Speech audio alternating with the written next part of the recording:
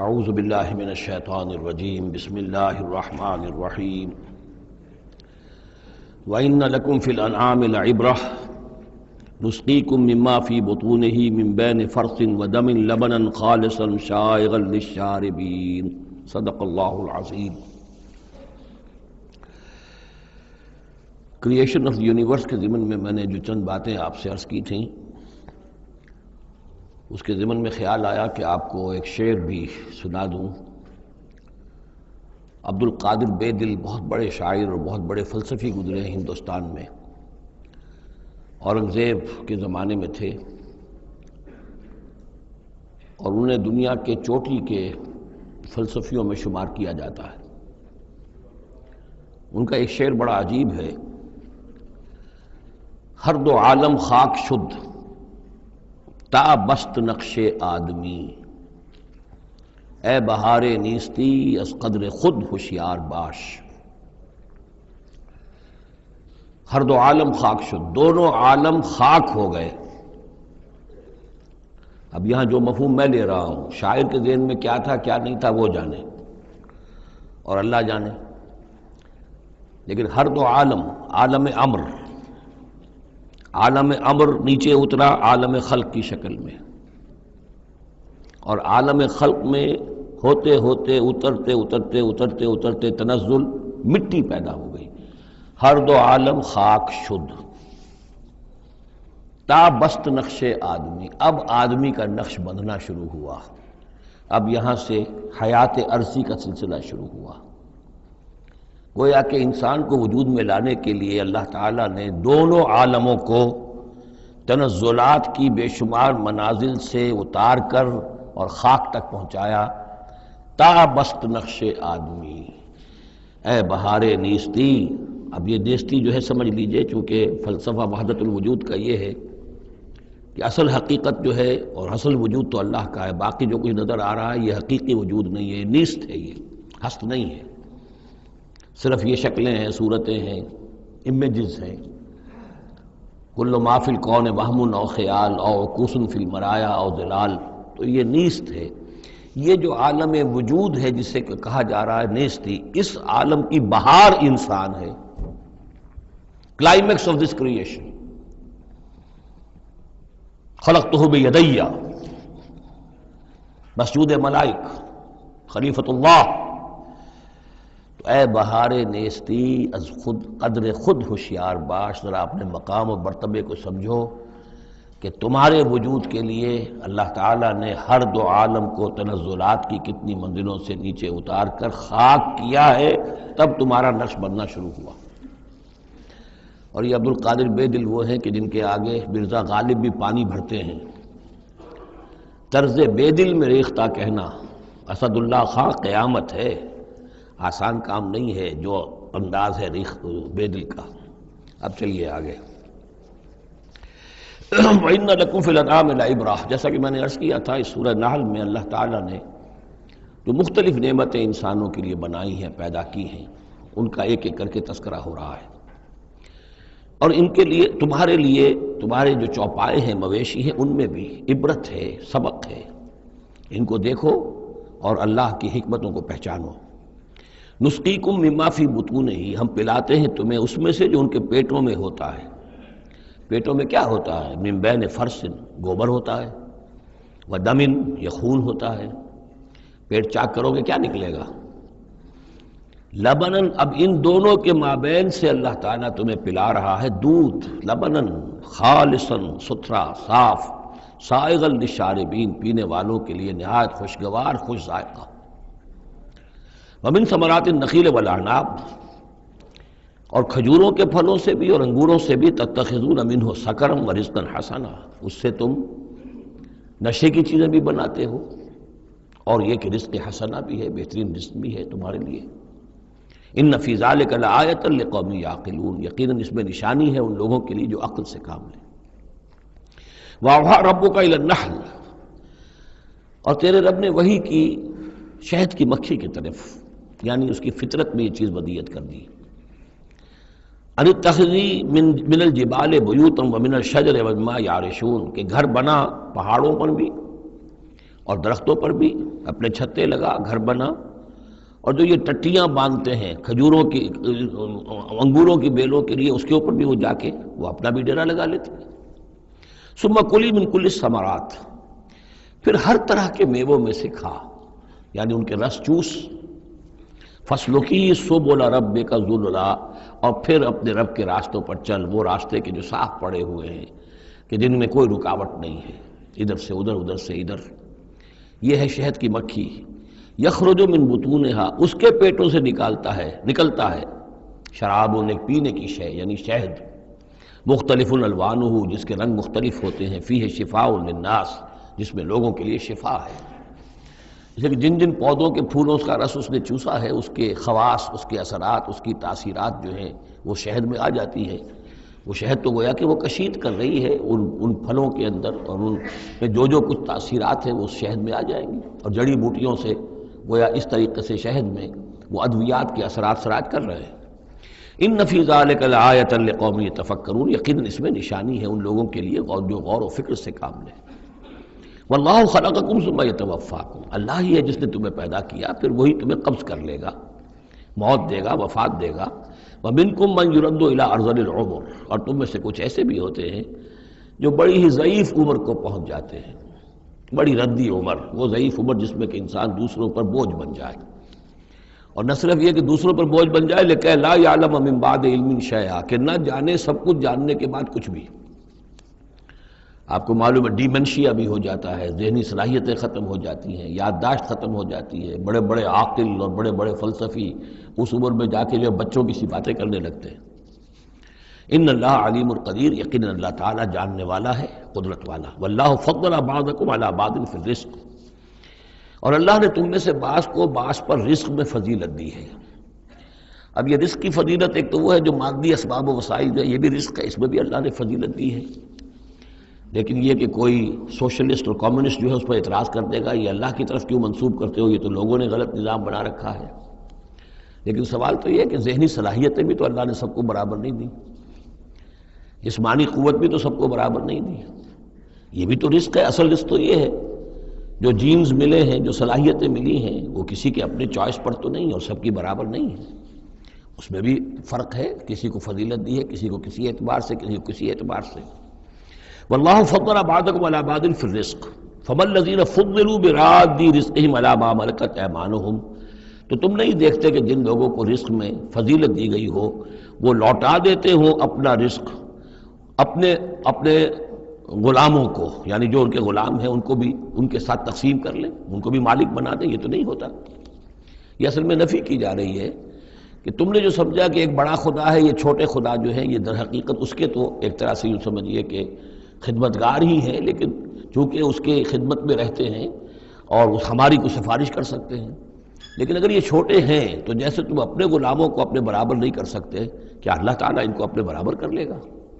کیا ان میں سے کسی کی دھونس جو ہے اللہ کے اوپر چلے گی؟ کیا وہ اللہ سے اپنی بات بنوا لے گا؟ فہم فیہ سوا، کوئی شخص اپنے غلاموں کو اپنی ملکیت میں برابر کا شریک نہیں کرتا۔ افبنعمت اللہ یجحدون، اور کیا تو پھر کیا یہ اللہ کی جو نعمت ہے اس کا انکار کر رہے ہیں۔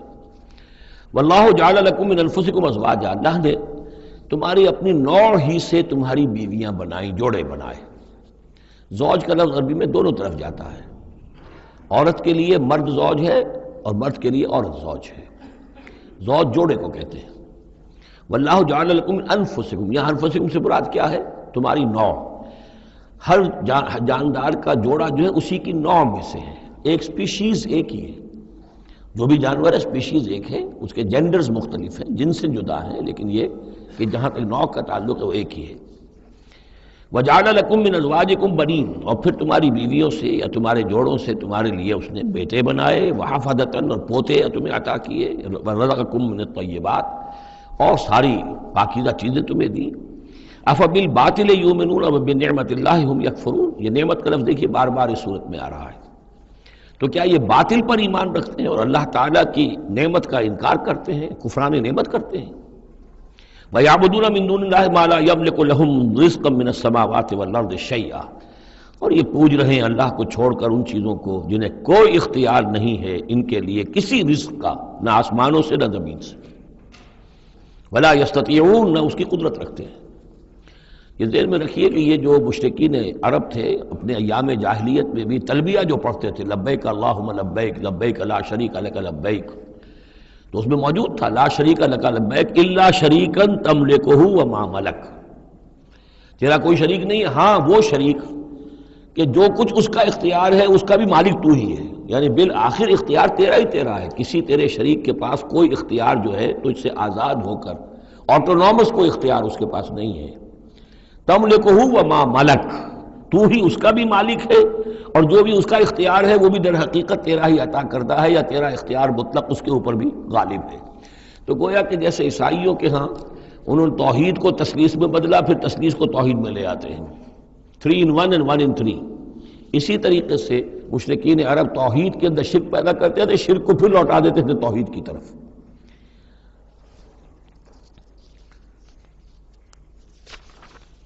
فلا تضربوا للہ الامثال، تو دیکھو اللہ کے لیے کوئی مثالیں بیان نہ کیا کرو، اگرچہ اسی صورت میں ہم پڑھ چکے ہیں وَلِلَّهِ الْمَثَلُ الْأَعْلَىٰ۔ ظاہر بات ہے کہ اللہ تعالیٰ کی ایک ہستی ہے، بہت بلند و بالا ہے، اصولی طور پر تو ہم یہ کہہ سکتے ہیں کہ اللہ کی مثال یا اللہ کی شان بہت بلند ہے، لیکن کوئی مثال بیان نہیں کر سکتے اس کے لیے۔ مثال جو بھی لائیں گے عالم خلق سے لائیں گے، اپنے ذہن سے لائیں گے، محدود سوچ ہے، محدود تصور ہے، ہماری قوت متخیلہ محدود ہے، جو بھی شے لائیں گے اس محدود سے، وہ ظاہر بات ہے کہ اللہ تعالیٰ کی مطلق اور جو ہستی ہے، ایبسلیوٹ ایگزسٹنس جس کی ہے، جس کی ایٹریبیوٹس ایبسلیوٹ ہیں، ان کے اوپر اس کو کوئی مثال صادق نہیں آ سکتی، اور یہ صحیح بات ہے۔ اگرچہ دینا پڑتا ہے اللہ کے افعال کے لیے، اللہ تعالیٰ جو کچھ کر رہا ہے، جس طور سے کر رہا ہے، کچھ نہ کچھ الفاظ استعمال کرنے پڑ، اللہ کا ہاتھ، اللہ کا چہرہ، اللہ کا پاؤں، اللہ کا تخت، اللہ کی کرسی، اللہ کا عرش، اب یہ سب چیزیں آئیں گی، لیکن یہ کہ ان کی اصل حقیقت کو ہم بالکل نہیں جانتے، اور ہم خود کوئی مثال بیان کریں اللہ کے لیے اس سے روک دیا گیا۔ فلا تضربوا للہ الامثال، چنانچہ یہ بات جو آئی ہے سورہ شورا میں تو بلکہ کیٹیگوریکلی آئی ہے، لیس کمثلہ شیء، اس کے مثال کسی کوئی شے بھی موجود نہیں۔ ان اللہ یعلم وانتم لا تعلمون، اللہ جانتا ہے تم نہیں جانتے۔ ضرب اللہ مثلا عبدا مملوکا، اللہ نے ایک مثال بیان کی ہے تمہارے لیے ان کے شرک کی نفی کے لیے۔ عبدا مملوکا، ایک بندہ ہے، غلام ہے، مملوک ہے، لا یقدر علی شیء، اس کا کوئی اختیار ہے ہی نہیں، کچھ کر ہی نہیں سکتا، ایک قوت بندہ ہے۔ وَمَنْ رَزَقْنَاهُ مِنَّا رِزْقًا حَسَنًا، اور ایک شخص وہ ہے جس کو ہم نے اپنے پاس سے بڑا اچھا رزق دیا ہے، رزق میں مال بھی آ سکتا ہے، علم بھی آ سکتا ہے۔ فَهُوَ يُنْفِقُ مِنْهُ سِرًّا وَجَهْرًا، پھر وہ خرچ کرتا ہے اس میں سے کھلے بھی اور چھپے بھی، یعنی مال بھی خرچ کر رہا ہے، اگر علم دیا ہے تو علم تقسیم کر رہا ہے، لوگوں کو پہنچا رہا ہے، تعلیم دے رہا ہے، تلقین کر رہا ہے، نصیحت کر رہا ہے۔ هل يستوون، کیا یہ برابر ہو جائیں گے؟ الحمدللہ، کل تعریف اور شکر اللہ کے لیے ہے، بل اکثرہم لا یعلمون، لیکن اکثریت جو ہے علم نہیں رکھتی۔ یعنی اللہ کے ایک وہ بندے ہیں کہ جو اس کے کام میں لگے ہوئے ہیں، امر بالمعروف نہی عن المنکر کر رہے ہیں، علم پھیلا رہے ہیں، یا اللہ نے مال دیا ہے تو اس کے دین کے لیے خرچ کر رہے ہیں، یا ابنائے نو میں سے جو لوگ ضرورت مند ہیں، محتاج ہیں، ان کو دے رہے ہیں، اور ایک وہ ہے کہ جس کے ہاتھ میں کچھ ہے ہی نہیں، اختیار ہی نہیں ہے، وہ کچھ کر ہی نہیں سکتا، تو یہ برابر کیسے ہو جائے گا؟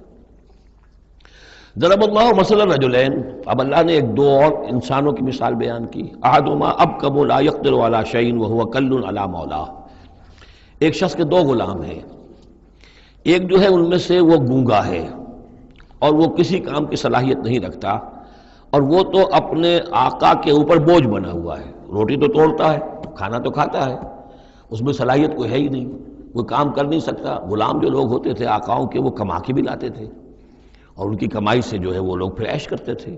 لیکن ایک غلام ایسا ہے، نکما ہے، ابکم لا یقدر علی شیء وہو کل علی مولاه اینما یوجہہ لا یأتی بخیر، جہاں کہیں بھی وہ آقا اس کو بھیجتا ہے وہ کوئی خیر لے کر نہیں آتا، نہ کوئی نفع کی بات، نہ کوئی نفع۔ حل یستوی ہوا، کیا برابر ہوگا وہ بندہ، وہ غلام، ومن یامر بالعدل، اور ایک اور غلام اس کا ایسا ہے کہ جو حکم دیتا ہے عدل کا، وہو علی صراط مستقیم، اور وہ سیدھی راہ پر قائم ہے۔ یہ مثال دے رہا اللہ تعالیٰ اپنے غلاموں کی کہ میرے بھی تو غلام، تم سب میرے غلام ہو۔ ایک میرے وہ غلام ہے کہ جو میرے رزق کو جو ہے وہ تو کھا رہے ہیں، پی رہے ہیں، لیکن میرا کام کوئی نہیں کر رہے، میرے دین کی خدمت کوئی نہیں کر رہے ہیں۔ میری کتاب کی خدمت نہیں کر رہے، میری مخلوق کی خدمت نہیں کر رہے، خدمت خلق نہیں کر رہے، روٹیاں توڑ رہے ہیں، میرے دیے ہوئے رزق میں سے جو ہے وہ کھا پی رہے ہیں، عیش کر رہے ہیں۔ یہ اس غلام کے مانند ہے کہ جو اپنے آقا پر بوجھ بنا ہوا ہے، اور ایک غلام وہ ہے کہ جو اس خدمت میں لگا ہوا ہے، نیکی کا حکم دے رہا ہے، بدی سے روک رہا ہے، دین کی خدمت میں لگا ہوا ہے، دین کو قائم کرنے کی جد و جہد میں تن من دھن لگا رہا ہے۔ وَهُوَ عَلَىٰ صِرَاطٍ مُسْتَقِيمٍ وَلِلَّهِ غَيْبُ السَّمَاوَاتِ وَالْأَرْضِ، آسمانوں اور زمین کے سارے بھید، ساری کھلی باتیں، ساری چھپی باتیں اللہ ہی کے لیے ہیں۔ وَمَا أَمْرُ السَّاعَةِ إِلَّا كَلَمْحِ الْبَصَرِ، اور قیامت کا معاملہ تو بس ایسے ہوگا جیسے ایک نگاہ کا نپک جانا، اچانک آ جائے، او ہوا اقرب، یا شاید وہ اس سے بھی قریب تر ہو۔ ان اللہ علی کل شیء قدیر، یقیناً اللہ تعالیٰ ہر چیز پر قادر ہے۔ واللہ اخرجکم من بطون امہاتکم لا تعلمون شیئا، اللہ نے تمہیں نکالا تمہاری ماؤں کے پیٹوں سے کہ تم کچھ شے نہیں جانتے تھے، کوئی علم نہیں تھا۔ واقعہ یہ ہے کہ انسان کا بچہ جس قدر کمزور اور ضعیف ہوتا ہے، شاید کسی حیوان کا بچہ اتنا کمزور نہیں ہوتا۔ آپ نے بکری کے بچے کو دیکھا ہوگا، نوزائیدہ کو، وہ تھوڑی دیر بس اس کی ٹانگیں لڑکھڑاتی ہیں، بس تھوڑی دیر، فوراً ہی ولادت کے بعد ٹانگوں میں کھڑا ہوتا ہے۔ لیکن یہ کہ انسان کا بچہ جتنا لا علم، جتنا ضعیف، جتنا کمزور، جتنا ڈیپینڈنٹ، جتنا محتاج ہوتا ہے۔ واللہ اخرجکم من بطون امہاتکم لا تعلمون شیئا وجعل لکم السمع والابصار والافئدہ لعلکم تشکرون، پھر اللہ نے تمہیں سماعت دی، بصارت دی اور افئدہ دیے۔ یہ افئدہ کا جو عام طور پہ ترجمہ جو ہے آپ نے دیکھا ہوگا دل لکھا ہوتا ہے، مجھے اس سے اختلاف ہے۔ میرے نزدیک افئدہ جو ہے اس سے مراد جو ہے عقل ہے، لیکن یہ میں اس پر گفتگو کروں گا اگلی صورت میں انشاءاللہ۔ ان السمع والبصر والفؤاد کل اولئک کان عنہ مسئولا، وہ جو آیت ہے سورہ بنی اسرائیل کی، وہ اس موضوع کے اوپر اہم ترین ہے۔ پھر اللہ تعالیٰ نے تمہیں کان اور آنکھیں دی اور عقل دی۔ یہ اصل میں ریلیشن شپ یہ ہے کہ یہ سینس ڈیٹا ہے، آنکھوں سے، کانوں سے، یہ ڈیٹا جیسے کہ آپ آج کل کمپیوٹر میں ڈیٹا جو ہے فیڈ کرتے ہیں اس کے اندر، پھر وہ اس کو پروسیس کرتا ہے، پھر وہ انفر کرتا ہے، پچھلی میموری کے ساتھ ٹیلی کرتا ہے، پھر اس سے کوئی نیا نتیجہ نکالتا ہے۔ تو یہ جو برین کمپیوٹر یہاں رکھا ہوا ہے، یہ ہے جس کو کہ سینس ڈیٹا جا رہا ہے، آنکھوں سے، کانوں سے، چھو کر، چکھ کر، سونگھ کر، جو بھی صلاحیتیں ہمارے اندر ہیں ان سے وہ سارا سینس ڈیٹا جو ہے وہ وہاں جا کر پھر پروسیس ہوتا ہے، اس کو پروسیس کر کے اس سے نتیجہ نکالتا ہے، وہ ہے عقل، وہ جو انسان کے اندر یہ ذہن اس دماغ میں جو رکھا گیا ہے۔ فؤاد سے میرے نزدیک مراد یہ ہے، اور میں اس پر جازم ہوں۔ وَجَعَلَ لَكُمُ السَّمْعَ وَالْأَبْصَارَ وَالْأَفْئِدَةَ لَعَلَّكُمْ تَشْكُرُونَ، تاکہ تم شکر کرو، ان چیزوں کا، ان نعمتوں کا حق مانو، حق ادا کرو، ان چیزوں کو، ان نعمتوں کو صحیح طریقے سے استعمال کرو۔ أَلَمْ يَرَوْا إِلَى الطَّيْرِ مُسَخَّرَاتٍ فِي جَوِّ السَّمَاءِ، کیا یہ دیکھتے نہیں پرندوں کو کہ وہ فضا کی اس خالی خلا کے اندر حکم یہ بالکل مسخر ہیں، یعنی اللہ تعالیٰ کے حکم کے مطابق جو ہے تیر رہے ہیں۔ ما یمسکہن الا اللہ، انہیں نہیں تھاما ہوا ہے کسی نے سوائے اللہ کے۔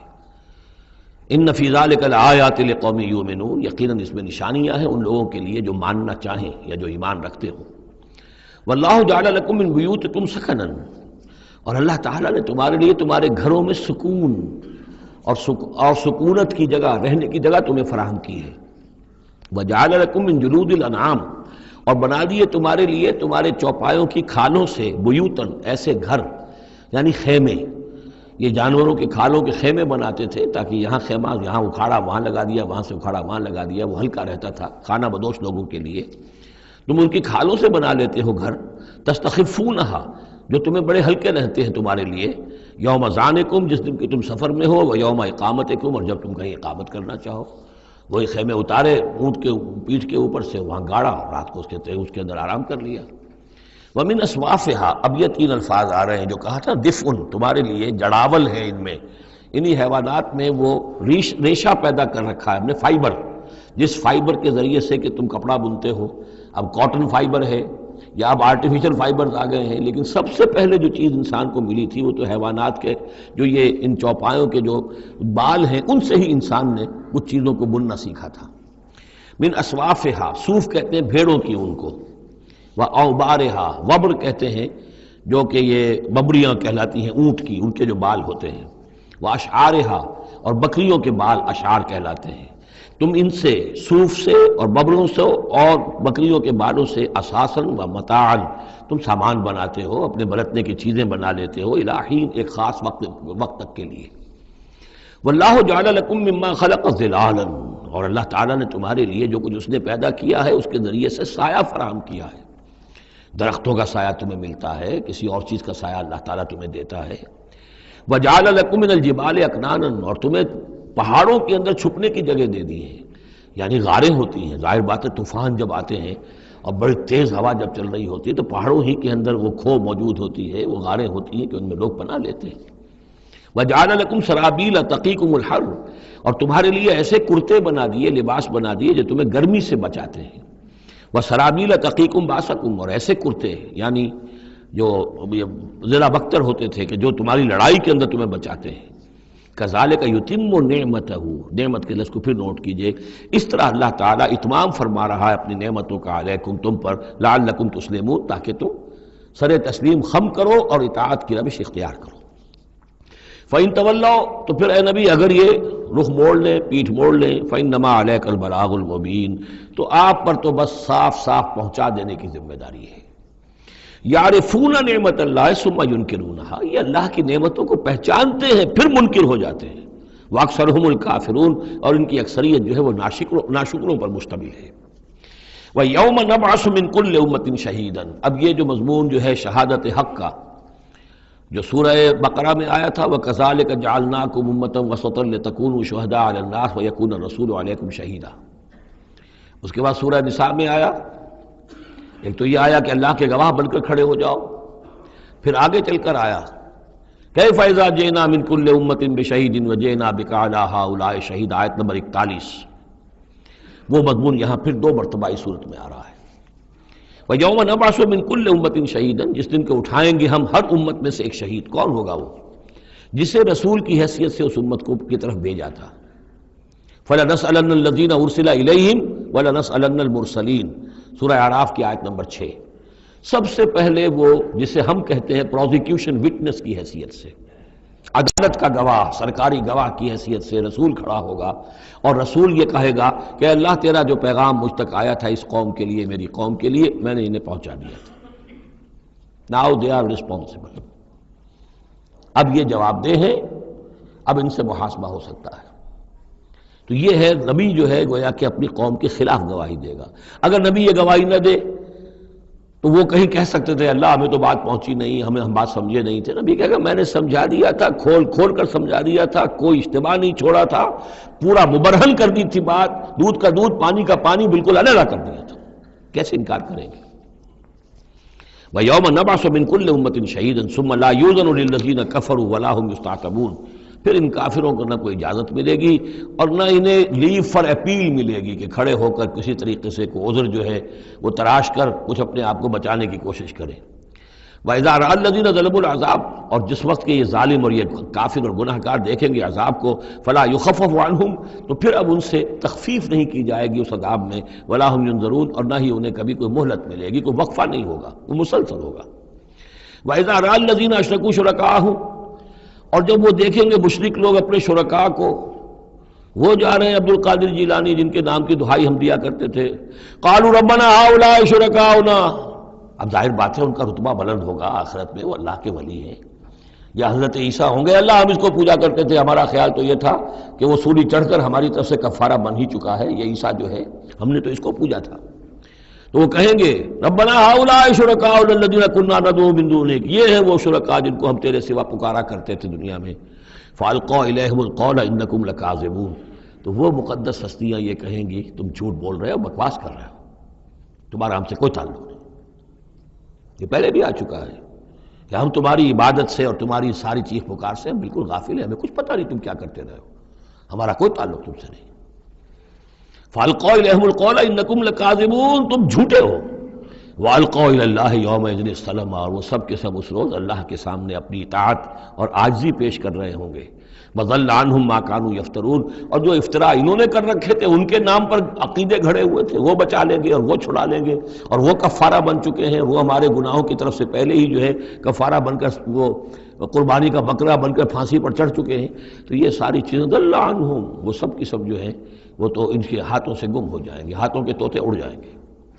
الذین کفروا وصدوا عن سبیل اللہ زدناہم عذابا، وہ لوگ جنہوں نے کفر کیا اور نہ صرف خود کفر کیا، لوگوں کو روکتے رہے اللہ کے راستے سے، زدناہم عذابا فوق العذاب، ہم تو ان کے عذاب میں تو اور اضافہ کرتے چلے جائیں گے، بما کانوا یفسدون، بسبب اس شرارت کے جو وہ کرتے تھے، سازشیں کرتے تھے، لوگوں کو ورگلاتے تھے، اس راستے پر جانے سے روکتے تھے۔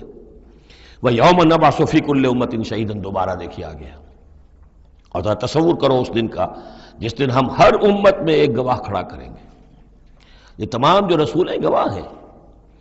یا ایھا الرسول انا ارسلناک شاہدا ومبشرا ونذیرا وداعیا الی اللہ باذنہ وسراجا منیرا، یا ایھا النبی انا ارسلناک شاہدا ومبشرا ونذیرا، شاہد شہید گواہ، اسی معنی میں سورہ مزمل میں آیا ہے، تمہارے پاس ہمارا رسول آ گیا ہے، جیسے کہ فرعون کے پاس رسول آیا تھا، فعصى فرعون الرسول فاخذناه اخذا وبیلا، لقد ارسلنا الیکم رسولا شاہدا علیکم کما ارسلنا الی فرعون رسولا فعصى فرعون الرسول فاخذناه اخذا وبیلا فکیف تتقون ان کفرتم یوما یجعل الولدان شیبا وَيَوْمَ نَبْعَثُ فِي كُلِّ أُمَّةٍ شَهِيدًا عَلَيْهِمْ مِنْ أَنفُسِهِمْ، ان کے خلاف گواہی دینے، ان کے اوپر کھڑے ہو کر گواہی دینے والے انہی میں کے ہوں گے، وَجِئْنَا بِكَ شَهِيدًا عَلَىٰ هَٰؤُلَاءِ، یہ بالکل تقریباً وہی آیت جو سورہ نساء میں آ چکی، اور آپ کو کھڑا کریں گے گواہ بنا کر ان کے خلاف۔ اب ہؤلاء میں اشارہ کس کی طرف ہو رہا ہے؟ یہ جو قریش ہیں جن کو حضور نے یہ دعوت پہنچا دی ہے، جن پر اتمام حجت آپ کر چکے ہیں، یہ تو ہے جو براہ راست حضور ان کے خلاف گواہی دیں گے، اللہ میں نے ان کو بات پہنچا دی تھی اور کوئی شک و شبے کی گنجائش نہیں چھوڑی تھی، میں نے اتنے برس اپنی جان ہلکان کی ہے، میں نے ایک ایک کو پکارا ہے، علیحدگی میں جا کر بھی بات کی ہے، ڈنکے کی چوٹ بھی پکارا ہے، میں نے کوئی دقیقہ فرگزاشت نہیں رہنے دیا۔ باقی یہ کہ اس سے آگے اس کو پہنچانے کی ذمہ داری امت پر ہے، یہ گواہی پھر امت کو دینی ہے، اور اگر یہ امت یہ گواہی نہ دے سکے تو پھر لوگوں کی گمراہی کا وبال اس امت کے اوپر آ جائے گا۔ تمہارے ذمہ تھا آپ پہنچانا، یہ ہے اصل میں وہ نازک ذمہ داری جو امت مسلمہ کی حیثیت سے ہمارے کندھوں پر آئی ہے۔ اسی لیے جیسے ہی سورہ بقرہ میں وہ تحویل قبلہ کا اعلان آیا، وَكَذَلِكَ جَعَلْنَاكُمْ أُمَّةً وَسَطًا لِتَكُونُوا شُهَدَاءَ عَلَى النَّاسِ وَيَكُونَ الرَّسُولُ عَلَيْكُمْ شَهِيدًا، تو 19ویں رکوع میں شروع ہو گئی بات، یا ایھا الذین آمنوا استعینوا بالصبر والصلاۃ، بہت باری ذمہ داری آ گئی ہے تم پر، ان اللہ مع الصابرین ولا تقولوا لمن يقتل في سبيل الله اموات بل احياء ولكن لا تشعرون، وہ ساری ذمہ داریاں ہیں۔ وجئنا بك شهيدا على هؤلاء ونزلنا عليك الكتاب تبيانا لكل شيء، اور اے نبی ہم نے اتار دی ہے آپ پر یہ کتاب، یہ قرآن، وضاحت کرتے ہوئے ہر شے کی، یعنی جو بھی انسان کی ہدایت کے لیے جو مسئلہ ضروری ہے وہ سارا کا سارا اس میں موجود ہے، وہدی ورحمۃ، اور وہ ہدایت بن کر آئی ہے اور رحمت، وبشریٰ للمسلمین، اور بشارت بن کر آئی ہے مسلمانوں کے لیے، اہل اسلام کے لیے، اللہ کے فرما برداروں کے لیے۔ یہ آیت جب آ رہی ہے یہ بہت ہی مشہور آیت ہے، جمعہ کے خطبے میں ہوتی ہے، بہت جامع آیت ہے۔ ان اللہ یامر بالعدل والاحسان وایتاء ذی القربى وینہی عن الفحشاء والمنکر والبغی یعظکم لعلکم تذکرون، یقیناً اللہ تمہیں حکم دیتا ہے لوگوں سب سے پہلے عدل، انصاف، عدل سے اوپر کی ایک شے ہے احسان۔ عدل تو یہ ہے کہ جس کا جو اس کا حصہ تھا وہ آپ نے دے دیا، احسان یہ ہے کہ مزید اپنی طرف سے کچھ اور دے دیجیے، یہ احسان ہے۔ اللہ تعالیٰ محسنین کو پسند کرتا ہے۔ اور ذی القربہ، ایتاء ذی القربہ، اپنے قرابت داروں کا حق ادا کرنا، ان سے حسن سلوک، صلہ رحمی کرنا، یہ تین چیزیں ہیں کہ جس پر گویا کہ ایک اچھے معاشرے کی بنیاد ہے، یہ مثبت چیزیں ہیں۔ گویا کہ امر بالمعروف نہی عن المنکر جو ہے تو اللہ تعالیٰ تو ان تین چیزوں کا حکم دیتا ہے، اور وہ تین منکرات کیا ہے جس کا کہ جسے روکتا ہے، وَيَنْهَىٰ عَنِ الْفَحْشَاءِ وَالْمُنكَرِ وَالْبَغْيِ، روکتا ہے ایک تو بے حیائی کے کاموں سے، یہ ایک پردہ ہے، حیا جو ہے انسان کے اندر ایک بڑی قیمتی شے ہے، بے حیا باش و ہرچے خائی کن، ایک دفعہ یہ حیا کا جو ہے نا پردہ اتر جائے تو پھر انسان جو ہے بے شرم ہو کر جو چاہے کرتا پھرے پھر، تو حیا بے حیائی سے روکتا ہے، اور منکر وہ شے ہے جس کے برے ہونے پر تمہاری فطرت گواہ ہے کہ یہ شے برائی ہے، والبغی، اور سرکشی اللہ کے خلاف، سرکشی لوگوں کے خلاف۔ سرکشی لوگوں کے خلاف ہوگی تو وہ عدوان ہے، زیادتی ہے، ظلم ہے. اللہ کے خلاف ہے تو وہ کفر ہے اور وہ بغاوت ہے. یعظکم، اللہ تعالیٰ تمہیں نصیحت کر رہا ہے، لعلکم تذکرون، تاکہ تم نصیحت اخذ کرو، رہنمائی حاصل کرو. وَأَوْفُوا بِعَهْدِ اللَّهِ إِذَا عَاهَدتُّمْ، یہ جو چند آیات اب آگے آ رہی ہیں یہ مشکلات القرآن میں سے ہیں، اس میں کافی مفسرین کے مابین اختلافات بھی ہیں، لیکن میں نے جتنا بھی غور و فکر کیا ہے اور جن حضرات کی آراء سے مجھے اتفاق ہے وہ میں بیان کروں گا، باقی ساری آراء میں بیان نہیں کر سکتا. یہاں میرے نزدیک یہاں سے اصل میں اہل کتاب کی طرف روئے سخن ہے.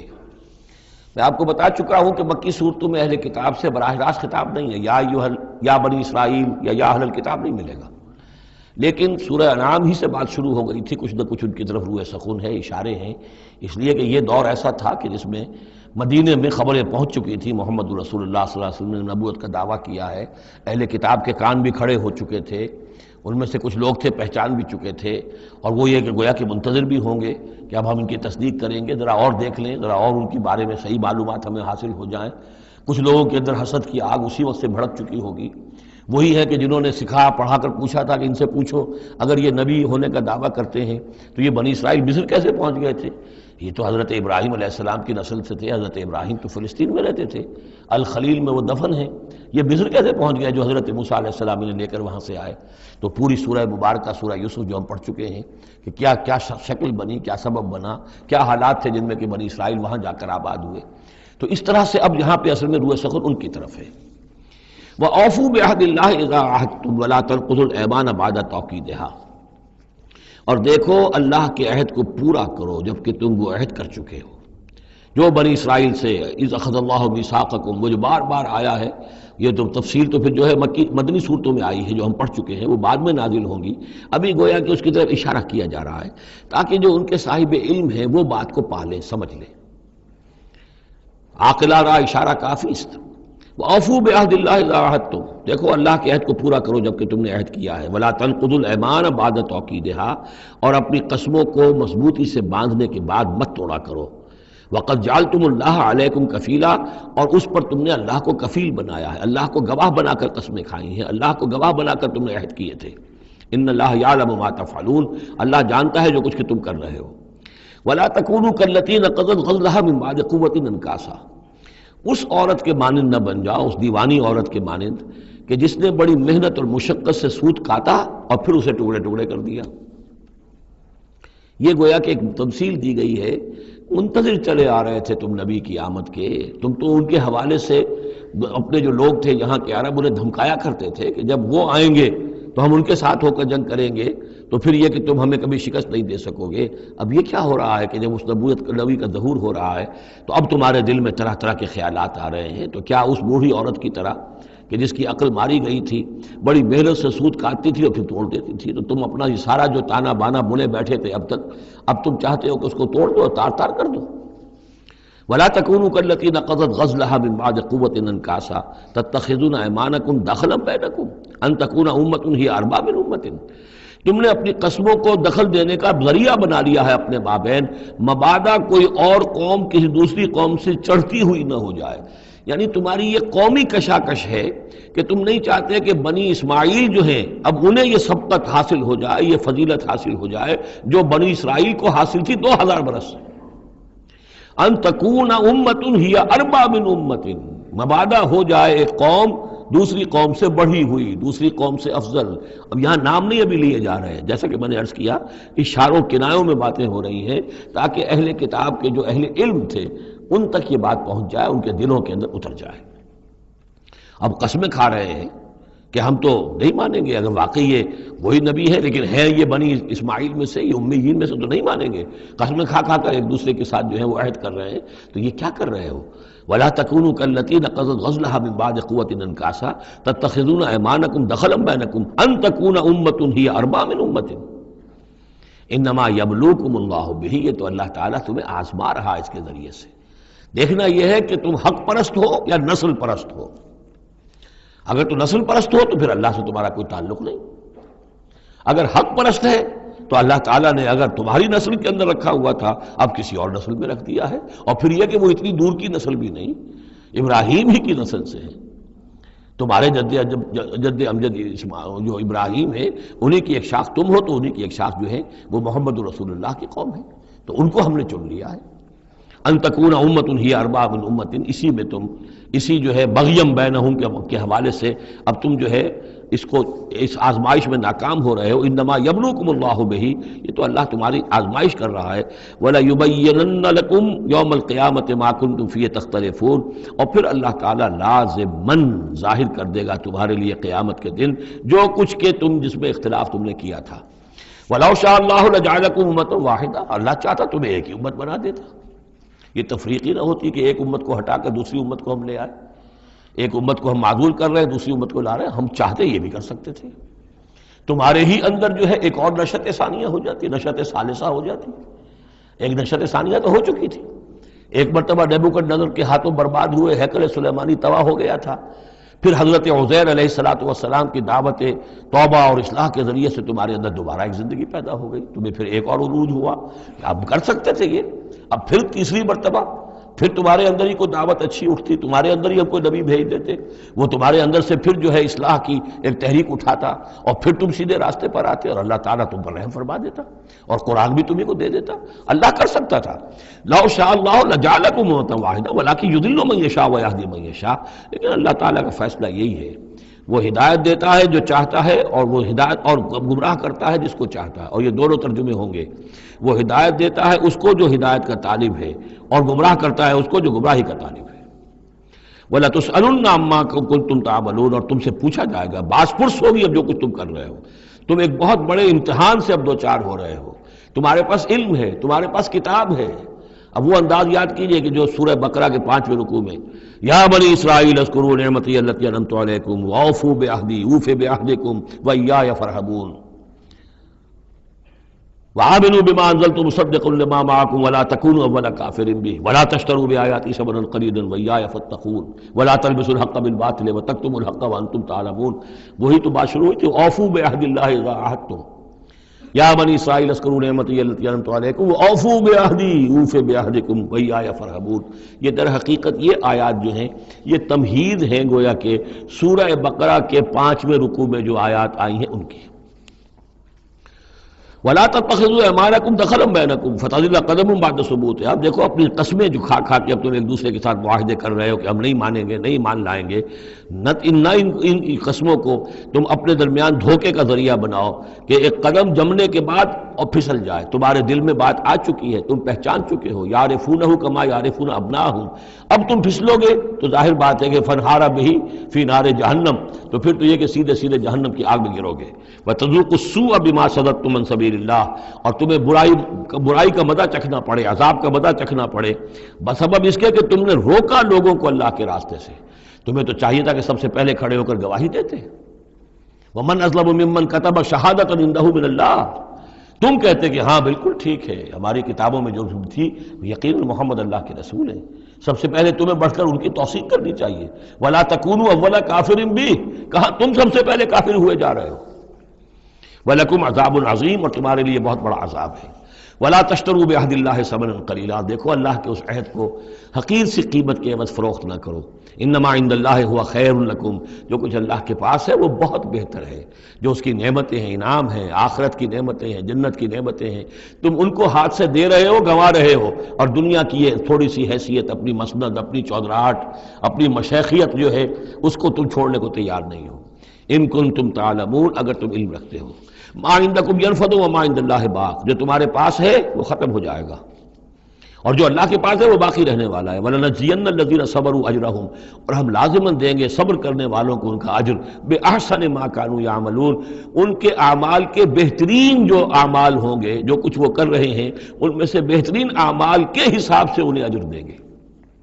یعنی ہر نیکوکار کے سارے اعمال ایک درجے کے نہیں ہوتے، کبھی چھوٹی نیکی کی ہے، بڑی نیکی کی ہے، لیکن ہم ان کا مقام ان کی بڑی نیکیوں کے حوالے سے معین کریں گے۔ من عمل صالحا من ذکر او انثی وهو مؤمن، جس نے بھی نیک عمل کیا، خواہ وہ مرد ہو خواہ عورت، لیکن ہو مومن، فلنحیینہ حیاۃ طیبۃ، ہم اسے زندہ رکھیں گے دنیا میں بڑی پاکیزہ زندگی، اسے دل کا سکون ہوگا۔ الا بذکر اللہ تطمئن القلوب، ان کے لیے نہ خوف ہوگا نہ کوئی حزن ہوگا۔ الا ان اولیاء اللہ لا خوف علیہم ولا هم یحزنون۔ وَلَنَجْزِيَنَّهُمْ أَجْرَهُمْ بِأَحْسَنِ مَا كَانُوا يَعْمَلُونَ، ہم انہیں دنیا کے اندر بھی زندگی جو دیں گے وہ بڑی پاکیزہ زندگی ہوگی، چاہے روکھی سوکھی کھا رہے ہوں لیکن صبر و شکر کی زندگی ہوگی، دل مطمئن ہوں گے، دل میں غنا ہوگا۔ الغنا غنا نفس، حضور نے فرمایا اصل جو ہے امیری وہ تو دل کی امیری ہے، دل غنی ہے تو انسان غنی ہے، اور کروڑوں روپے رکھتا ہے پھر بھی اس کے اندر لالچ ہے تو وہ فقیر ہے۔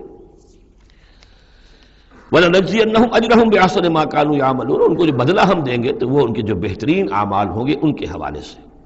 فَإِذَا قَرَأْتَ الْقُرْآنَ فَاسْتَعِذْ بِاللَّهِ مِنَ الشَّيْطَانِ الرَّجِيمِ، تو جب آپ قرآن پڑھا کیا کریں تو اللہ کی پناہ طلب کر لیا کیجئے مردود شیطان سے۔ یہ ہے حکم جس پر کہ ہم عمل کرتے ہیں، جب بھی قرآن پڑھنا ہو تو پہلے اعوذ باللہ من الشیطان الرجیم تعوذ کرتے ہیں۔ انہ لیس لہ سلطان علی الذین آمنوا، یقیناً اس کے پاس کوئی سند نہیں ہے، اختیار نہیں ہے، کوئی طاقت نہیں ہے ان لوگوں پر کہ جو ایمان لائے، وعلی ربہم یتوکلون، اور جو اپنے رب پر توکل کرتے ہوں۔ انما سلطانہ، اس کا زور چلتا ہے علی الذین یتولونہ، ان پر جو خود اس کے دوست بنتے ہیں، اس کو اپنا حمایتی بناتے ہیں، اس سے دوستیاں کاٹتے ہیں، والذین ہم بہ مشرکون، اور جنہوں نے کہ اسے شریک کیا ہوا اللہ کے ساتھ، اللہ کی اطاعت کی بجائے اس کی اطاعت کر رہے ہیں۔ وَإِذَا بَدَّلْنَا آیَةً مَكَانَ آیَةٍ وَاللَّهُ أَعْلَمُ بِمَا يُنَزِّلُ قَالُوا إِنَّمَا أَنْتَ مُفْتَرٍ، اور جب ہم کوئی ایک آیت کی جگہ دوسری آیت بدل دیتے ہیں، وہ میں عرض کر چکا ہوں، یہ سارے مضامین سورہ بقرہ میں آ چکے ہیں، مَا نَنسَخْ مِنْ آیَةٍ أَوْ نُنْسِهَا نَأْتِ بِخَيْرٍ مِنْهَا أَوْ مِثْلِهَا، وہی مضمون ہے یہ۔ جب ہم ایک آیت کی جگہ کوئی دوسری آیت بدلتے ہیں، واللہ عالم بما ينزل، اور یہ کوئی الٹ اپ نہیں ہے، اللہ جو اس نازل فرما رہا ہے خوب جانتا ہے۔ ایک دور میں وہ حکم صحیح تھا، اب حالات بدل گئے، اب یہ حکم صحیح ہے۔ قالوا انما انت مفتر، وہ کہتے ہیں کہ یہ تو آپ افتراء کر رہے ہیں، پہلے یہ کہا تھا اب یہ کہہ رہے ہیں، اگر اللہ کا کلام ہوتا اس میں تبدیلی کیسے ہو سکتی ہے؟ بل اکثرهم لا يعلمون، لیکن ان کی اکثریت علم سے آ رہی ہے۔ قل نزلہ روح القدس، کہہ دیجئے اس کو اتارا ہے روح القدس نے۔ اب یہ روح کا لفظ حضرت جبرائیل کے لیے نوٹ کر لیجئے۔ قل نزلہ، اتارا ہے اس کو روح القدس نے، پاک فرشتے نے، من ربک، آپ کے رب کی طرف سے، بالحق، کے حق کے ساتھ، لیثبت الذین آمنوا، تاکہ اہل ایمان کے دلوں کو اور ان کے قلبوں کو جمائے۔ اس سے پہلے جو ہے کذالک لنثبت بہ فؤادک ورتلناہ ترتیلا، یہ آ جائے گا آگے چل کر، تاکہ حضور کے دل کو بھی تثبیت ہو اس سے، اور اہل ایمان کے دلوں کو بھی اس سے ثبات ملے۔ وہدی وبشریٰ للمسلمین، یعنی جیسے جیسے حالات بدل رہے ہیں ایسے ایسے، اب جائے ایک قصہ جو ہے آدم و ابلیس کا ایک دفعہ آیا، پھر دوسری دفعہ آیا، پھر تیسری دفعہ آیا، اس میں کوئی تھوڑا تھوڑا فرق بھی آ رہا ہے، ایک چیز وہاں بیان کی گئی، ایک چیز اب یہاں واضح کی جا رہی ہے۔ یہ ساری چیزیں جو ہے یہ اس لیے ہیں تاکہ بدلتے ہوئے حالات میں اہل ایمان کو ہر حال، ہر دور کے حالات کے مطابق جو ہے وہ اپنی رہنمائی کا سامان مل جائے۔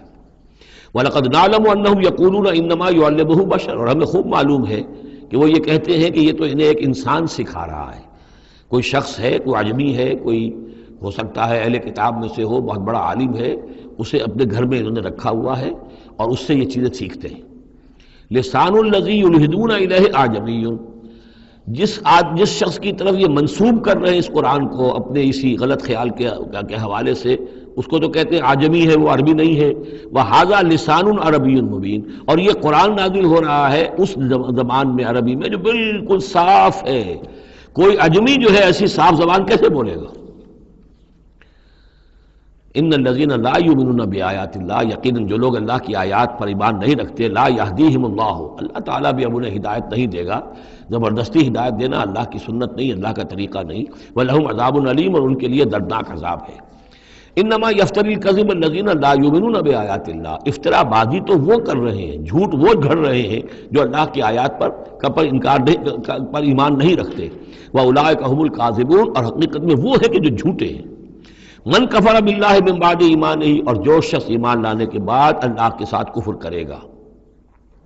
اب اس میں بھی دونوں باتیں ہیں، ایک تو یہ کہ دل میں ایمان آ گیا، اگرچہ ابھی اس نے اعلان نہیں کیا، لیکن دل میں ایمان آ چکا، کوئی عالم ہے، اس کو سمجھ میں آ گئی بات صحیح ہے۔ یہ بھی میں آپ کو یاد آ گئی تو بتا دیتا ہوں، اسی شہر کراچی میں اس وقت ایک بہت بڑے عالم دین ہیں اور بہت اس وقت معروف ہیں، مشہور ہیں۔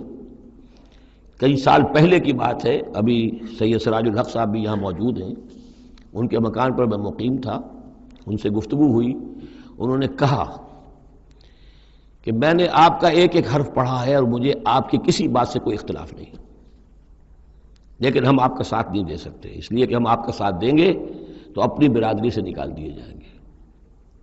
ہماری علماء کی اپنی اپنی برادریاں ہیں، دیوبندیوں کی برادری ہے، یہ جو ہے یہ حسینی دیوبندی ہیں، ان کی مدنی گروپ کی برادری ہے، یہ تھانوی گروپ کی اپنی اپنی برادریاں ہیں، اور برادریوں کے حوالے سے مساجد کا نظام، مدارس کا نظام، یہ سارا جو ہے پورا سلسلہ بنا ہوا ہے۔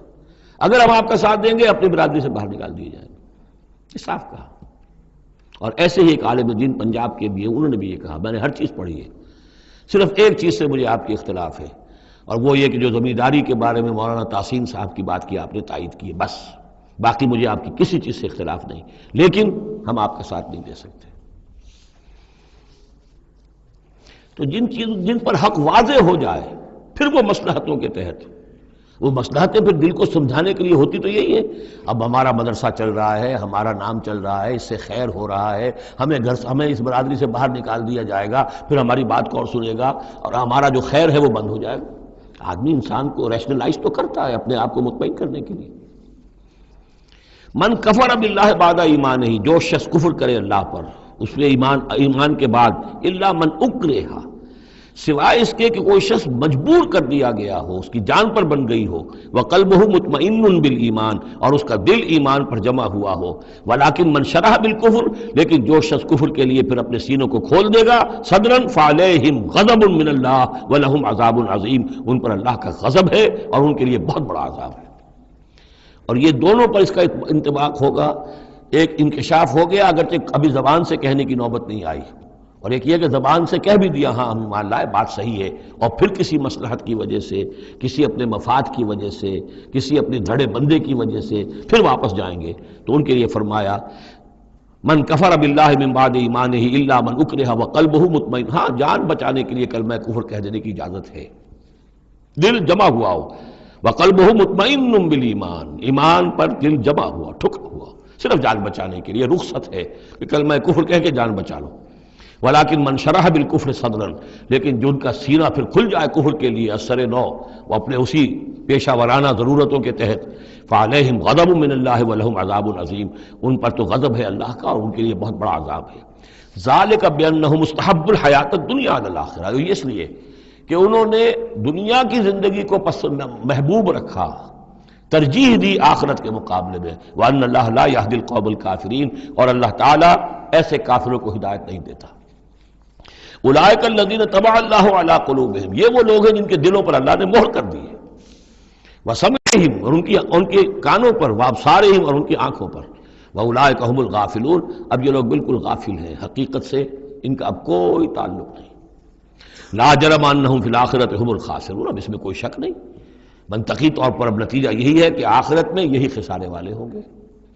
ثم ان ربک للذین ہاجروا، ہجرت کا ذکر پہلے بھی آیا تھا اب پھر آیا ہے، پھر آپ کا رب ان کے حق میں کہ جنہوں نے ہجرت کی من بعد ما فتنوا، جبکہ انہیں تکلیفیں پہنچائی گئیں، جبکہ انہیں فتنوں میں ڈالا گیا، جبکہ انہیں پرسیکیوٹ کیا گیا، تو اس وقت انہوں نے اگر ہجرت کی، ثم جاہدوا، پھر انہوں نے جہاد بھی کیا، وصبروا، اور صبر کیا، ان ربک من بعدها لغفور رحیم، تو ان کی ان تمام جو بھی سرفروشیاں اور جو جانثاریاں ہیں ان کے طفیل اللہ تعالیٰ جو ہے ان کے حق میں غفور اور رحیم ہے۔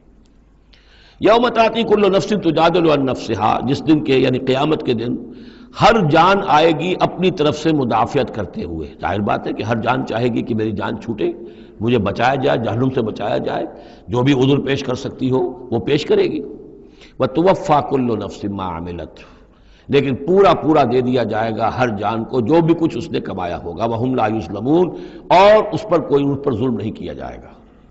وضرب اللہ مثلا قریۃ کانت آمنۃ مطمئنۃ یاتیہا رزقہا رغدا من کل مکان، اور اللہ تعالیٰ نے مثال بیان کی ہے ایک بستی کی، کانت آمنۃ مطمئنۃ، وہ بڑے امن میں تھی اور مطمئن تھی، سکون، امن کا گہوارہ، یاتیہا رزقہا رغدا من کل مکان، آتا تھا اس کے پاس رزق اس کا ہر طرف سے، چاروں طرف سے رزق چلا آتا تھا، رغد با فراغت، فکفرت بانعم اللہ، تو اس نے اللہ تعالیٰ کی نعمتوں کی ناشکری کی، کفران نعمت کیا، فاذاقہ اللہ لباس الجوع والخوف، تو اللہ تعالیٰ نے اس کو پھر پہنا دیا، اڑھا دیا لباس بھوک کا اور خوف کا، بما کانوا یصنعون، ان کے کرتوتوں کے باعث۔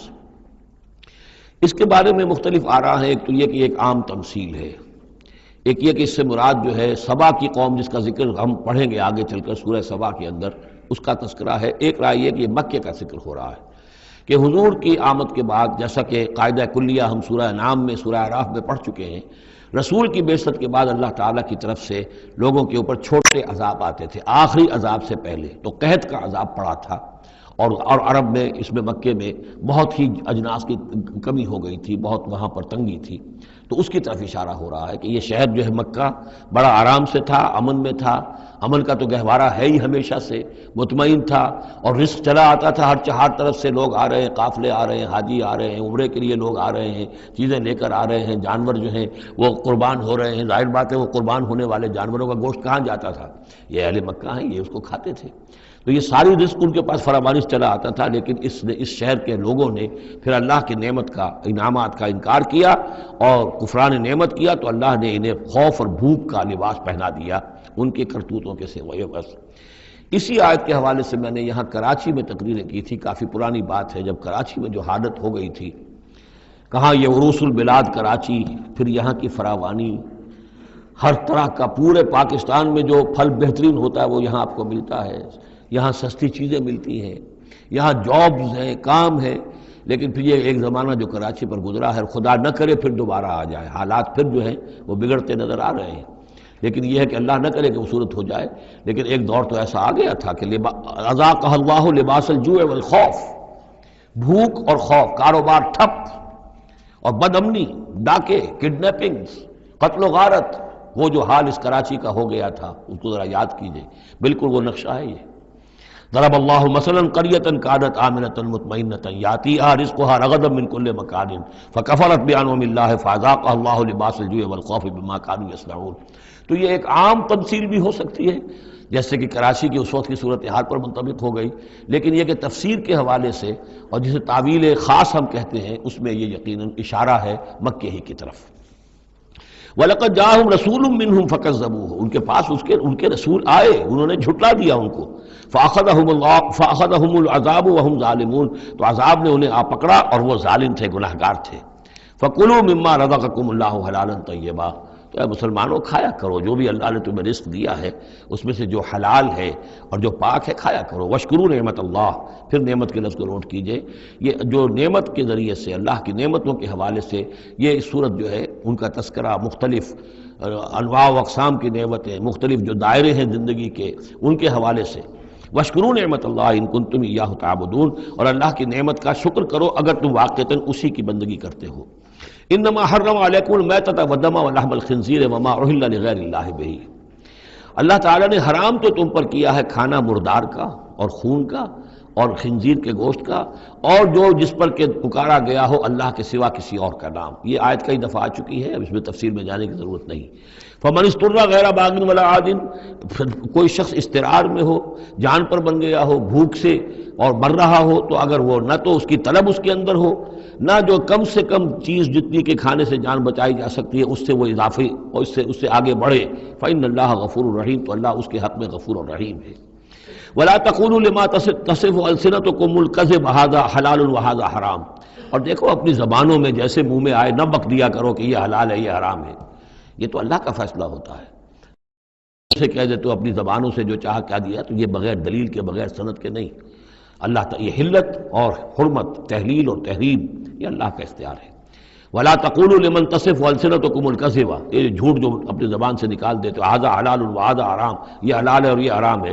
لتفتروا على الله الكذب، تاکہ تم اللہ کی طرف جھوٹ منسوب کرو. ان الذين يفترون على الله الكذب لا يفلحون، یقیناً جو لوگ اللہ تعالیٰ کی طرف جھوٹ منسوب کریں گے وہ فلاح نہیں پائیں گے. متاع قلیل، یہ سب برتنے کا سامان ہے، دنیاوی ضروریات ہے، تھوڑی سی دیر کے لیے فائدہ اٹھا لو. ولہم عذاب علیم، پھر ان کے لیے دردناک عذاب ہے. وعلی الذین ہادوا حرمنا ما قصصنا علیک من قبل، اور یہودیوں پر ہم نے بعض چیزیں حرام کر دی تھیں جن کی کہ تفصیل ہم پہلے آپ کو بتا چکے ہیں. یہ آ چکا ہے اس سے پہلے کہ ان کے لیے ایک تو یہ کہ حضرت یعقوب نے چونکہ اونٹ کا گوشت اپنے اوپر خود حرام کر لیا تھا تو وہ معاملہ چلتا رہا. اس کے علاوہ بھی یہ ہے کہ جو چربی ان پر حرام کی گئی تھی مختلف چیزوں حیوانات کی.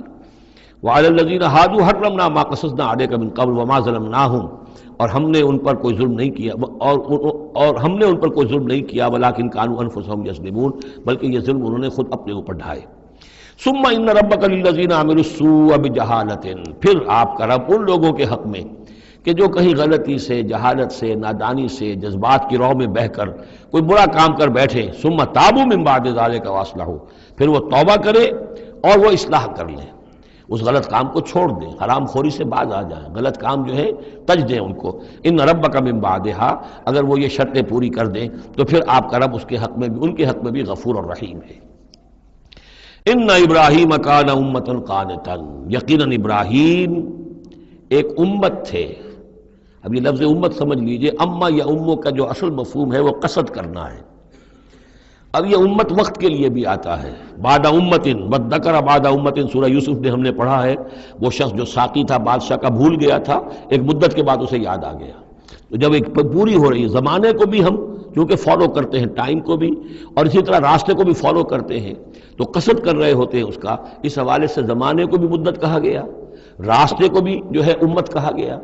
پھر امت وہ بھی ہے کہ جو ہم مقصد لوگ ہیں، میرا بھی مقصد وہی ہے، آپ کا بھی وہی ہے، مسلمانوں کو جمع کرنے والا وہ مقصد ہے، کذالک جعلناکم امۃ وسطا لتکونوا شہداء علی الناس، تو یہ امت ہے۔ اسی طریقے سے گویا کہ ایک راستہ چلانے والے، ایک راستہ بنانے والے، ایک ریت ڈالنے والے حضرت ابراہیم تھے، جو اپنی ذات میں گویا کہ ایک امت تھے۔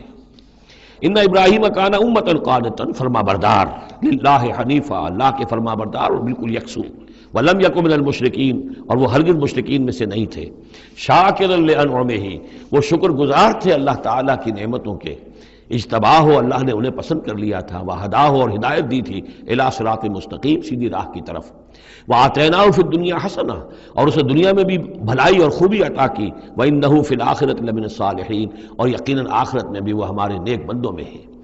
ثم اوحینا الیک، پھر ہم نے وحی کی آپ کی طرف اے محمد صلی اللہ علیہ وسلم، ان اتبع ملت ابراہیم حنیفہ، کہ پیروی کیجئے ملت ابراہیم کی یکسو ہو کر، وما کان من المشرکین، اور وہ ہرگز مشرکین میں سے نہ تھے۔ انما جعل السبت علی الذین اختلفوا فیہ، یقیناً یہ ہفتے کا دن ان لوگوں کے لیے معین کیا گیا جنہوں نے اس میں اختلاف ڈالا۔ اصل میں بنی اسرائیل کے لیے بھی دن جو تھا مقرر وہ جمعہ ہی کا دن تھا، لیکن انہوں نے اپنی شرارت کی وجہ سے ناقدری کی، جمعے کو چھوڑا اور ہفتے کا دن اختیار کیا، تو اللہ نے پھر وہی ان کے لیے مقرر کر دیا۔ وَإِنَّ رَبَّكَ لَيَحْكُمُ بَيْنَهُمْ يَوْمَ الْقِيَامَةِ فِيمَا كَانُوا فِيهِ يَخْتَلِفُونَ، اور یقیناً آپ کا رب ان کے مابین فیصلہ کرے گا قیامت کے دن ان تمام چیزوں میں جن میں وہ اختلاف کرتے رہے تھے۔ ادع الى سبیل ربک بالحکمۃ والموعظۃ الحسنۃ وجادلہم باللتی احسن، بلاؤ اور دعوت دو اپنے رب کے راستے کی طرف، جیسے کہ سورہ یوسف میں تھا، قل ھذہ سبیلی ادعو الی اللہ علی بصیرۃ انا ومن اتبعنی، اے نبی کہہ دیجئے یہ میرا راستہ ہے، میں اللہ کی طرف بلا رہا ہوں، علی وجہ البصیرۃ، نہ صرف میں بلکہ میرے متبعین بھی۔ یہاں فرمایا بلاؤ اپنے رب کے راستے کی طرف، بالحکمہ، دانائی کے ساتھ، والموعظہ، موعظۃ الحسنہ، اچھے واعظ، اچھی نصیحت، دل میں اتر جانے والی بات، وجادلہم باللتی احسن، اور اگر کہیں بحث کرنی پڑے، بحث و نزاع ہو تو وہ بھی بہت خوبصورتی کے ساتھ۔ ان ربک هو اعلم بمن ضل عن سبیلہ، یقیناً آپ کا رب خوب واقف ہے ان سے کہ جو اس کے راہ سے بھٹک گئے ہیں، وہو اعلم بالمہتدین، اور وہ خوب جانتا ہے ان کو بھی کہ جو ہدایت کی راہ پر ہیں۔ وَإِنْ عَاقَبْتُمْ، اور اے مسلمانوں اگر تمہیں بدلہ لینا ہو، فَعَاقِبُوا بِمِثْلِ مَا عُوقِبْتُمْ بِهِ، تو بس اتنا ہی ویسا ہی کام کیا کرو جیسا کہ تمہارے اوپر زیادتی کی گئی، جیسا بھی، اس سے آگے بڑھ کر نہیں۔ وَلَئِنْ صَبَرْتُمْ، اور اگر تم صبر کر لو، لَهُوَ خَيْرٌ لِلصَّابِرِينَ، تو یہ تمہارے، یہ صبر کرنے والوں کے حق میں بہتر ہے۔ وَاصْبِرْ، اور آخری حکم ہے حضور کو اور حضور کی وساطت سے تمام مسلمانوں کو، وَاصْبِرْ وَمَا صَبْرُكَ إِلَّا بِاللَّهِ، صبر کیجئے اور آپ کا صبر جو ہے اللہ کے سہارے پر ہے، جتنا اللہ پر اعتماد ہے، توکل ہے، اس کے وعدوں پر جتنا یقین ہے، اتنا ہی صبر کر سکے گا انسان۔ وَاصْبِرْ وَمَا صَبْرُكَ إِلَّا بِاللَّهِ وَلَا تَحْزَنْ عَلَيْهِمْ، اور اب ان کے بارے میں آپ رنجیدہ نہ ہوں کہ یہ لوگ اپنے کرتوتوں کی وجہ سے عذاب کے مستحق ہو چکے ہیں۔ وَلَا تَكُ فِي ضَيْقٍ مِّمَّا يَمْكُرُونَ، اور جو چالیں یہ چل رہے ہیں، سازشیں کر رہے ہیں، بیٹھ کے تدبیریں کر رہے ہیں، آپ کو اطلاعات پہنچتی ہے، ان سے بھی آپ دل تنگ نہ ہوں، آپ کے دل میں اس کی وجہ سے کوئی رنج نہ آئے۔ ان اللہ مع الذین اتقوا، اللہ ساتھ ہے اہل تقوی کے، ان کی چالیں کیا کریں گے؟ کیا ڈر ہے اگر ساری خدائی ہے مخالف، کافی ہے اگر ایک خدا میرے لیے ہے۔ ان اللہ مع الذین اتقوا، اللہ ساتھ ہے ان کے کہ جنہوں نے تقوی کی روش اختیار کی، والذین هم محسنون، اور وہ لوگ کہ جو تقوی کے راستے پر چلتے ہوئے درجہ احسان پر فائز ہو گئے، اللہ کی معیت اور نصرت اور تائید اور اللہ کی طرف سے ہر وقت ان کی جو مدد ہے وہ شامل حال رہے گی۔ بارک اللہ لی ولکم فی القرآن العظیم ونفعنی وإیاکم بالآیات والذکر الحکیم۔